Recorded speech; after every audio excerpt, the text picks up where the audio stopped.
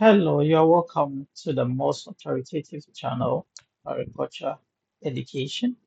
If you are a returning subscriber, you're welcome. If you're a new subscriber, you are also welcome. And if you are yet to subscribe, I urge you to subscribe to this channel, like the video and share. In today's episode, we're going to look at the branches of agricultural communication and we'll explore the diverse branches of agricultural communication to see how information flows across the agricultural value chain. So let's dive in. The first branch of agriculture communication is agricultural extension. Agricultural extension involves the communication of agriculture, knowledge, information, and technologies to rural communities, farmers, and other stakeholders. It focuses on bridging the gap between research and practice by delivering technical advice, among others, to enhance farmers' skills, knowledge, and adoption of best practices. So, what extension seeks to do is that um, anytime there is a new way of doing things, those information that's shared with the farmers with the aim of improving the farmers' knowledge, the farmers' skills, and also exposing them to better ways of doing things. That is agriculture extension. Then we have science communication, which is also another branch of agricultural communication. And science communication focuses on communicating scientific research and advancement to a broader audience that includes policymakers, farmers, and even the general public. It makes sure that complex scientific concepts are disseminated in a manner that can be, used by the target audience. So it involves utilizing communication channels and strategies that promote appreciation of agricultural research and innovation. So when the researchers conduct, you know, undertake any research and come out with their findings, these findings are communicated to people and the means by which that communication takes place and the kind of strategy to use to disseminate that information is critical. And science communication is all about sharing knowledge and ideas relative to advancement in science and scientific breakthroughs, latest innovations, etc., to the stakeholders who may be interested in this information. Aside science communication, we have agri-marketing communication. And when we hear marketing, we're talking about promotion. So it involves promoting agriculture products, agriculture services, and brands. Agri communication involves first, you have to conduct market research, know what is happening in the market, which products are in demand, which ones are not in demand, the market strategies to deploy, the kind of promotional materials to use, advertising strategies to use, the medium through which you can, promote these agricultural products and services and all.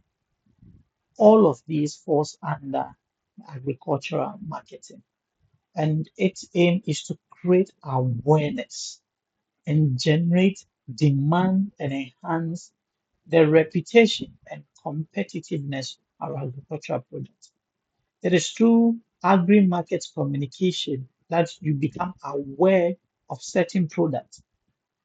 Maybe you may be looking forward to a certain product that probably you don't even know that it's in existence. But through marketing, you become aware of it and you know where to source such products from whenever you need it. Then there is rural communication, and it focuses on disseminating information to specific rural communities and agricultural regions. So it targets people in remote areas and focuses on addressing unique challenges that may that may be that the people in those areas may be encountering or the challenge that they may be facing. The rural communication seeks to empower rural communities, promote development initiatives, etc., and facilitate two-way communication between them and external stakeholders. So there'll be dissemination to the rural folks, and they will also give feedback. Then we have crisis communication. So this branch of agri communication deals with how to communicate in terms of emergencies, when there's outbreak of diseases or natural disasters, or when there are food safety scares or market disruptions. How do you communicate to the people? That forms the basis of crisis communication, and it aims to provide accurate and timely information that will help to manage public perception, minimize panic, and coordinate effective responses among stakeholders, all geared towards addressing the crisis effectively. Then we have policy communication. It's all about facilitating engagement between policymakers, agriculture organizations, and stakeholders. And it involves advocating for policies that are friendly to farmers, also disseminate policy information, organizing dialogues and forums, and providing input to make policymaking, provide input to policymaking processes, among others. And it seeks to ensure that policies align with the needs and aspirations of the agriculture sector, and promote sustainable agriculture. So that is what the policy communication focuses on. Then we have the consumer education and communication. This form of communication is geared towards raising awareness and educating consumers on food production, nutrition, sustainable farming practices, etc. And it involves communicating information about food labeling, certification, how to engage in responsible consumption, among others. And this information is critical in building trust in fostering informed choices and promoting sustainable food systems. The consuming public needs to have information about what is safe for consumption.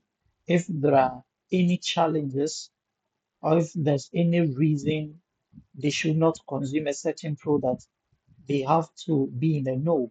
And it is consumer education and communication that ensure that such awareness are created. So these are the branches of agriculture communication. Subscribe to this channel for more. Share this video to your friends out there. Keep learning, keep working hard. I'll see you